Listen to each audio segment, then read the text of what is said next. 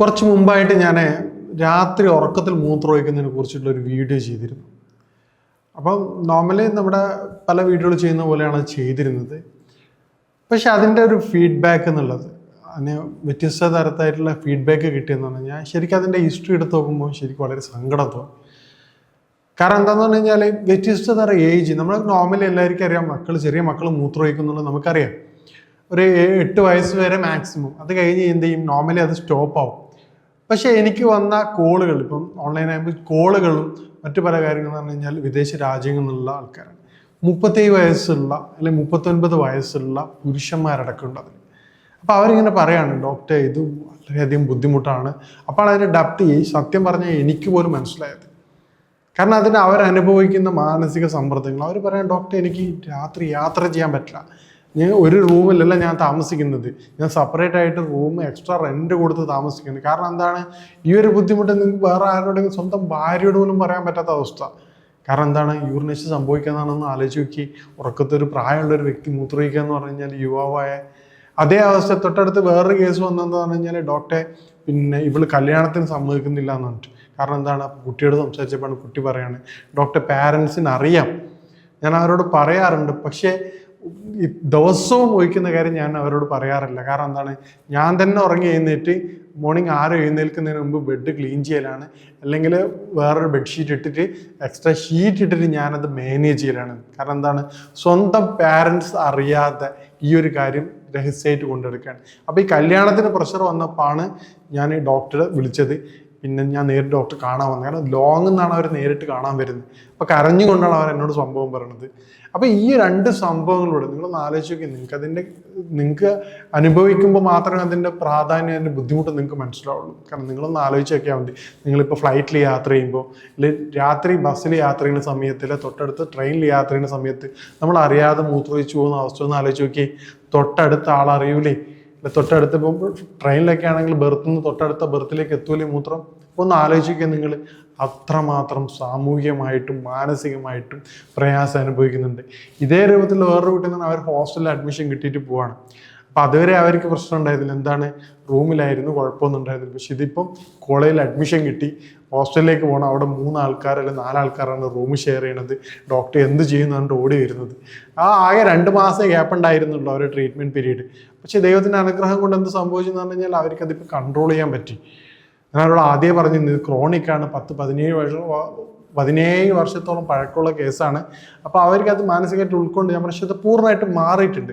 ഒരുപാട് കേസുകൾ മാറിയിട്ടുണ്ട്. ഇതിനു മുമ്പ് തന്നെ ഒരുപാട് കേസുകൾ എഞ്ചിനീയറിംഗ് സ്റ്റുഡൻറ്റിനെ മാറിയിട്ടുണ്ട്. ഞാൻ ഒരുപാട് ഹിസ്റ്ററീസ് അവർക്ക് പറഞ്ഞിരുന്നു. അപ്പോൾ അവർക്ക് വിശ്വാസം വന്നു.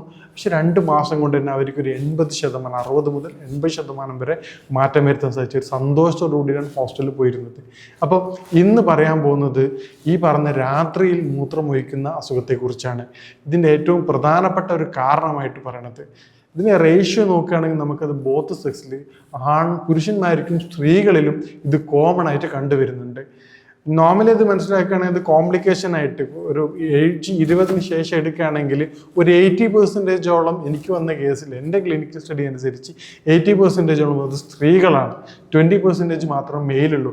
അതിന് 2 കാരണങ്ങളുണ്ടാവും. ഒന്ന് പുരുഷന്മാർ പറയാൻ മടിക്കുന്നതാവാം, അല്ലെങ്കിൽ സ്ത്രീകൾ നേരിട്ട് പറയുകയും, അല്ല അവർ ഈ അസുഖത്തിൻ്റെ കല്യാണം മറ്റു കാര്യങ്ങളുള്ളത് കൊണ്ട് പെട്ടെന്ന് ക്ലിയർ ചെയ്യുന്നുണ്ടതാവാം. ഈ വന്ന കേസുകളിൽ എനിക്ക് 80% ഫീമെയിൽസ് ഉണ്ടായിരുന്നത്. ഇനി ഇത് 2 തരത്തിലാണ്. ഒന്ന് നമുക്ക് ഈ പറഞ്ഞ അക്യൂട്ട് ടൈപ്പ്, ചില കുട്ടികൾ ഒരു അപ് ടു 8 ഇയേഴ്സ് വരെ, 7 to 8 ഇയേഴ്സ് വരെ നമ്മളിത് നോർമലായിട്ടാണ് കൺസിഡർ ചെയ്യാറുള്ളത്. കാരണം എന്താണ്, അത് ഗ്രോത്ത് ആണ്. യൂറിനറി ബ്ലാഡറിനൊക്കെ പൂർണ്ണമായിട്ട് ഫങ്ഷൻ എത്തണമെങ്കിൽ ഒരു 7 to 8 ഇയേഴ്സ് ആവും, നോർമൽ ബോഡിയുടെ മെക്കാനിസം അനുസരിച്ച്. അതുവരെ നമ്മളിത് കൺസിഡർ ചെയ്യുന്നത് നോർമൽ കേസായിട്ടാണ്. അതിന് ശേഷവും നിങ്ങൾക്ക് ഈ പറഞ്ഞ ബുദ്ധിമുട്ടുണ്ടെങ്കിൽ നിങ്ങൾ നിർബന്ധമായിട്ടും ട്രീറ്റ്മെൻറ്റ് എടുക്കേണ്ടതാണ്. കാരണം സിവിയറായിട്ട് ഡെയിലി മൂത്രമൊഴിക്കുന്ന പ്രശ്നമില്ല. 1-2 ചില പേഷ്യൻസ് പറയാറുണ്ട്, ഡോക്ടറെ 1-2 പ്രാവശ്യങ്ങൾ മൂത്രമൊഴിക്കുകയാണ് എന്നിട്ടും അറിയാത്തൊരവസ്ഥയാണ്. കാരണം കുട്ടി അറിഞ്ഞിട്ടല്ല സംഭവിക്കുന്നത്. ഇനി എന്താണ് ഇതിൻ്റെ കാരണങ്ങളെന്ന് നമുക്ക് നോക്കാം. ഇതിൻ്റെ ഏറ്റവും പ്രധാനപ്പെട്ട കാരണം ഒന്ന് ഫാമിലി ഹിസ്റ്ററിയാണ്. ജെനറ്റിക് ആൻഡ് ഫാമിലി ഹിസ്റ്ററി അത് ഇതിൻ്റെ ഏറ്റവും പ്രധാനപ്പെട്ട. ചില ആൾക്കാർ പറയും, എൻ്റെ അമ്മോൻ ഇങ്ങനെ മൂത്രമൊഴിക്കലുണ്ടായിരുന്നു, അല്ലെങ്കിൽ ഇങ്ങനെ പറയുകയാണെങ്കിൽ അവരുടെ അച്ഛൻ്റെ അനിയൻ അല്ലെങ്കിൽ ഇളയച്ചൻ ഇങ്ങനെ മൂത്രമൊഴിക്കലുണ്ടായിരുന്നു. അപ്പോൾ ഒരു ഫാമിലി ഹിസ്റ്ററി കണ്ടുവരാറുണ്ട്. അതോടൊപ്പം തന്നെ രണ്ടാമത്തെ ഒരു പ്രശ്നമാണ് ഹോർമോണൽ കോസസ്. കാരണം യൂറിൻ നിർത്താനുള്ള രാത്രി യൂറിൻ കൺട്രോളിൽ ഏറ്റവും പ്രധാനപ്പെട്ടത് ADH ഹോർമോണാണ്, ആൻറ്റി ഡയയൂറിറ്റിക് ഹോർമോണാണ്.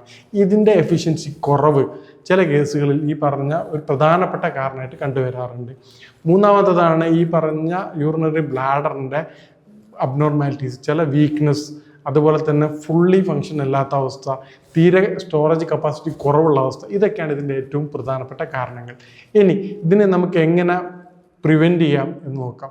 ഏറ്റവും പ്രധാനമായിട്ട് നമ്മൾ ചെയ്യാറുള്ളത് ഈ പറഞ്ഞ ഹോം റെമഡി ആയിട്ട് ഈ പറഞ്ഞ ബ്ലാഡറിനും ഈ പറഞ്ഞ ഹോർമോൺ ബാലൻസിങ് കുറക്കുക എന്നുള്ളതാണ് ഏറ്റവും പ്രധാനപ്പെട്ട ട്രീറ്റ്മെൻറ്റ്. അതിന് ഏറ്റവും എഫക്റ്റീവായിട്ടുള്ളത് നമുക്ക് അശ്വഗന്ധയുടെ പൗഡർ തേനിൽ ചേർത്ത് കൊടുക്കുകയും അതോടൊപ്പം തന്നെ ഒരു 1/4 ടീസ്പൂൺ അനാർ ഉറുമാമ്പഴത്തിൻ്റെ തൊലി ഉണക്കി പൊടിച്ചു ചേർത്ത് കഴിക്കുകയാണെങ്കിൽ അത് വളരെ എഫക്റ്റീവായിട്ട് കണ്ടുവരാണ്. കാരണം ബ്ലാഡറിൻ്റെ നോർമൽ ഫങ്ഷൻസും മസിൽസിൻ്റെ കൺട്രാക്ഷനും അത് വളരെയധികം ഹെൽപ്പ് ചെയ്യുന്നുണ്ട്. അതോടൊപ്പം തന്നെ പംകിൻ സീഡ്സ് വളരെ ഒരു 1 ഗ്രാം കുട്ടികൾക്ക് കൊടുക്കുകയാണെങ്കിൽ തേനിൽ പൗഡറാക്കി കൊടുക്കുകയാണെങ്കിൽ അതും വളരെ എഫക്റ്റീവായിട്ട് കണ്ടുവരുന്നുണ്ട്. ഇനി നമുക്കിതെങ്ങനെ ഇൻവെസ്റ്റിഗേഷൻ ചെയ്യാമെന്നുള്ളതാണ്. ഈ ഒരു ബുദ്ധിമുട്ട് എങ്ങനെ കണ്ടെത്താം എന്നുള്ളതാണ് ഏറ്റവും പ്രധാനമായിട്ട് നമ്മൾ ചെയ്യാറുള്ളത്. ഇനി അബ്നോർമാലിറ്റീസ് നോക്കാൻ വേണ്ടി USG സ്കാനിങ് എടുക്കാറുണ്ട്. അതോടൊപ്പം തന്നെ നേരത്തെ പറഞ്ഞ ADHൻ്റെ അളവും ചെക്ക് ചെയ്യാറുണ്ട്. ഇനി ഇതുണ്ടാകുന്ന കോംപ്ലിക്കേഷൻസ് എന്തൊക്കെയാണെന്ന് നമുക്ക് പരിശോധിക്കാം. ഇതുണ്ടാകുന്നതിൻ്റെ ഏറ്റവും പ്രധാനപ്പെട്ട കോംപ്ലിക്കേഷൻസ് എന്താണെന്ന് പറഞ്ഞു കഴിഞ്ഞാൽ നമുക്ക് മനസ്സിലാക്കാൻ പറ്റുന്നതിനേക്കാളും ഏറ്റവും ബുദ്ധിമുട്ട് ഈ പറഞ്ഞ അഡൽട്ടിനാണെങ്കിൽ, യുവാക്കൾക്കാണെങ്കിൽ അവർ ടയേർഡാവുകയാണ്. സോഷ്യൽ പ്രഷറാണ്, സ്ട്രെസ്സാണ്, സോഷ്യലായിട്ട് ഇൻവോൾവ് ചെയ്യാൻ പറ്റാത്ത. ഉദാഹരണം ഒരു ട്രിപ്പ് പോകാൻ പറ്റാത്തൊരവസ്ഥ. ഒരു മെയിലിനാണോ ഒരു ഫീമെയിലാണോ നിങ്ങൾ പഠിക്കുന്ന സമയത്ത് അവർക്ക് സുഹൃത്തുക്കളും, കാരണം യാത്ര ചെയ്യുമ്പോൾ സ്വാഭാവികമായിട്ടും ഉറങ്ങിപ്പോകും. ആ ഉറങ്ങുന്ന സമയത്ത് യൂറിനേഷൻ സംഭവിക്കാൻ നിങ്ങളൊന്ന് ആലോചിച്ച് നോക്കിയേ എത്രമാത്രം പ്രയാസകരമായ അവസ്ഥയായിരിക്കും. പിന്നീട് അത് ആലോചിച്ചുകൊണ്ട് എനിക്ക് ഇന്ന് യാത്ര ചെയ്യാൻ പറ്റുന്നില്ല, ഫ്രണ്ട്സിൻ്റെ വീട്ടിൽ പോകാൻ പറ്റുന്നില്ലല്ലോ, റിലേറ്റീവിൻ്റെ വീട്ടിൽ പോകാൻ പറ്റുന്നില്ലല്ലോ, ഇന്ന കാര്യം ചെയ്യാൻ പറ്റുന്നില്ലെന്ന് ആലോചിച്ച് സെൽഫ് കോൺഫിഡൻസ് നശിക്കുന്നൊരവസ്ഥ. പിന്നീട് എന്തായിരിക്കും, സ്ട്രെസ് ആയിരിക്കും, ഡിപ്രസ്ഡ് ആയിരിക്കും, തീരെ ഒരു കാര്യത്തിനും ആക്റ്റീവ് അല്ലാത്തൊരവസ്ഥ. അവർ തന്നെ തോന്നും ഞാൻ ഇങ്ങനെ ജീവിക്കുന്നതിൽ എന്താ അർത്ഥം എന്നുള്ള. ചില പേഷ്യൻസ് പറയും സൂയിസൈഡ് അറ്റംപ്റ്റ് അല്ലെ സൂയിസൈഡ് തിങ് പോലും ഈ വിഷയത്തിൽ ഉണ്ടാവാറുണ്ട്. കാരണം നമുക്ക് വളരെ നിസ്സാരമായിട്ട് തോന്നും. നിങ്ങൾ അവരുടെ ഒരു ആസ് പെർ നിങ്ങളൊന്ന് ജസ്റ്റ് ഒന്ന് കൺസിഡർ ചെയ്താൽ നിങ്ങൾക്ക് അതിൻ്റെ അവസ്ഥ മനസ്സിലാവും. അവരുടെ സ്ഥാനത്ത് നിങ്ങളാണെങ്കിൽ ഒന്ന് ആലോചിച്ച് നോക്കിയാൽ മതി. നിങ്ങളിപ്പോൾ സുഗമമായിട്ട് ചെയ്യുന്ന കാര്യങ്ങളൊന്നും ചെയ്യാൻ പറ്റാത്തൊരവസ്ഥ, യാത്ര ചെയ്യാൻ പറ്റാത്ത അവസ്ഥ, അതുപോലെ സ്വന്തം വേറെ എവിടെയെങ്കിലും പോയി കഴിഞ്ഞാൽ ഉറങ്ങാൻ പറ്റാത്ത അവസ്ഥ. ഈവൻ നമ്മൾ ഹോട്ടലൊക്കെ പോകുകയാണെങ്കിൽ ഒന്ന് ഉറങ്ങുമ്പോൾ ഒന്ന് ആലോചിച്ച് നോക്കിയാൽ പ്രൈവറ്റായിട്ട് ഒരാളായിട്ട് മാത്രം പോകുമ്പോൾ ഒരാണായാലും അല്ലെങ്കിൽ അഡൽട്ടായിട്ടുള്ള പെണ്ണും പോയിട്ട് മാത്രം സിംഗിളായിട്ട് പോയിട്ട് ഉറങ്ങാൻ പറ്റാത്തൊരവസ്ഥ, കുട്ടികളില്ലാത്തൊരവസ്ഥയിൽ കുട്ടികളെ പറയാൻ പറ്റുമോ അവിടെ യൂറിനേഷൻ സംഭവിച്ചു കഴിഞ്ഞാൽ? അപ്പം ഇത് ഒന്ന് ആലോചിക്കുക. അതുപോലെ A to Z യാത്ര ചെയ്യാൻ പറ്റാത്ത അവസ്ഥ, വേറൊരാളെ ഫേസ് ചെയ്യാൻ പറ്റാത്ത അവസ്ഥ, ഒരു റൂമിൽ താമസിക്കാൻ പറ്റാത്ത അവസ്ഥ. കാരണം എന്താണ്, ഈ ഒരു ബുദ്ധിമുട്ടിലുള്ള സെപ്പറേറ്റ് റൂം എടുക്കേണ്ടി വരികയാണ്. അയാൾക്ക് എത്ര സാലറി ആണെങ്കിലും അത്രയും ഹൈ ലെവൽ പൈസ അവിടെ പേ ചെയ്യേണ്ടി വരികയാണ്. A to Z കാര്യങ്ങൾ അവരത് ബാധിക്കുന്നുണ്ട്. പിന്നെ രണ്ടാമത് ഏറ്റവും പ്രധാനം നേരത്തെ പറഞ്ഞ കല്യാണം കഴിക്കാൻ പറ്റാത്ത അവസ്ഥ. അവർ പറയുന്നത് ആരും കുഴപ്പമില്ല, ഞാൻ ഒറ്റയ്ക്ക് അങ്ങനെ ജീവിച്ചു എന്ന് പറയുന്നൊരവസ്ഥ. ഇതൊക്കെയാണ് ഇതിൻ്റെ ഏറ്റവും പ്രധാനപ്പെട്ട കോംപ്ലിക്കേഷൻസ്. പിന്നെ ഇതറിയാത്ത വേറെ കോംപ്ലിക്കേഷൻസാണ് ഉറക്കത്തിൻ്റെ പ്രശ്നം. കാരണം എന്താണ്, മൂത്രമൊഴിക്കുമെന്ന് പേടിച്ചിട്ട് ഉറങ്ങാതിരിക്കുന്ന അവസ്ഥ. നോർമൽ സ്ലീപ്പിംഗ് ടൈം കിട്ടിയില്ലെങ്കിൽ ബോഡി റെസ്റ്റ് ആവാത്തൊരവസ്ഥ വരും. ഇത് തുടർച്ചയായിട്ട് 1 ദിവസം 2 ദിവസമാണെങ്കിൽ കുഴപ്പമില്ല. തുടർച്ചയായിട്ട് സംഭവിക്കുന്നത് പറ്റും ബോഡി വളരെയധികം ടയർഡാകുകയും പിന്നീട് ആൻറ്റി ഇൻഫ്ലമേറ്ററി അതുപോലെ ക്രോണിക് ആയിട്ടുള്ള ഇൻഫ്ലമേറ്ററി ചേഞ്ചസ് ബോഡിയിൽ കാണിക്കുകയും പിന്നെ ഡയബറ്റിക്കും മറ്റ് പല അസുഖങ്ങളും സ്റ്റെപ്പ് ബൈ സ്റ്റെപ്പായിട്ട് വരികയും ചെയ്യാറുണ്ട്. ഏറ്റവും പ്രശ്നം എന്താണ്, സ്ട്രെസ് ഹോർമോൺ റിലീസ് ചെയ്യും, ടോട്ടൽ ആക്ടിവിറ്റീസ് തകിടം മറിയും. പിന്നെ ആൾക്കാരനെ ചോദിക്കും ഇതെന്താ നിന്നെ ഇപ്പം കാണുമ്പോൾ ഈ രൂപത്തിൽ, പണ്ട് കുഴപ്പമൊന്നും ഉണ്ടായിരുന്നില്ല. കാരണം എന്താണ്, അവിടെ പഠിക്കാൻ പോകുമ്പോഴാണ് ഈ പ്രശ്നങ്ങൾ കൂടുതൽ കോംപ്ലിക്കേറ്റഡ് ആയത്. അതോടുകൂടിയാണ് ആൾ മാറണത്. ഇത്തരത്തിൽ അത് വളരെയധികം ബുദ്ധിമുട്ടും കാര്യങ്ങളും ഉണ്ടാക്കുന്ന വിഷയമാണ്. ഇത് നിങ്ങൾ വീഡിയോ നിർബന്ധമായിട്ട് ഷെയർ ചെയ്യേണ്ടതാണ്. കാരണം ഇത് അനുഭവിക്കുന്ന ഒരു പ്രയാസം നമുക്ക് പറഞ്ഞറിയിക്കുന്നത്. കാരണം അവരാരും പുറത്ത് പറയാറില്ല. അതോടൊപ്പം തന്നെ വീട്ടിനുള്ളിലുള്ള ആൾക്കാരത് ഒരിക്കലും പുറത്ത് പറയില്ല. അപ്പോൾ അത് നിർബന്ധമായിട്ട് നിങ്ങൾ ഷെയർ ചെയ്യുമ്പോൾ അവർക്ക് ബുദ്ധിമുട്ടുള്ള ഒരാൾക്ക് അത് പ്രയാസം മാറ്റിക്കൊടുക്കുക എന്നുള്ളത് വളരെയധികം ഹെൽപ്ഫുള്ളായിരിക്കും. യഥാർത്ഥ കാരണം അറിയുകയാണെങ്കിൽ നമുക്ക് ഈ പറഞ്ഞ ബ്ലാഡറിനെ ശക്തിപ്പെടുത്തിക്കൊണ്ട് പൂർണ്ണമായിട്ടും നമുക്ക് മാറ്റിയെടുക്കാൻ പറ്റുന്ന ഒരു അസുഖമാണ് രാത്രി മൂത്രമൊഴിക്കുന്നതിനുള്ള ബുദ്ധിമുട്ട്. ഇത് പൂർണ്ണമായിട്ടും നമുക്ക് മാറ്റിയെടുക്കാവുന്നതാണ്. ഇനി ഇതുമായിട്ട് ബന്ധപ്പെട്ട മറ്റ് സംശയങ്ങളും കാര്യങ്ങളും നിങ്ങൾക്ക് ബന്ധപ്പെടാവുന്നതാണ്. ഇനി മറ്റൊരു ഹെൽത്ത് വിഷയമായിട്ട് കാണാം. നന്ദി.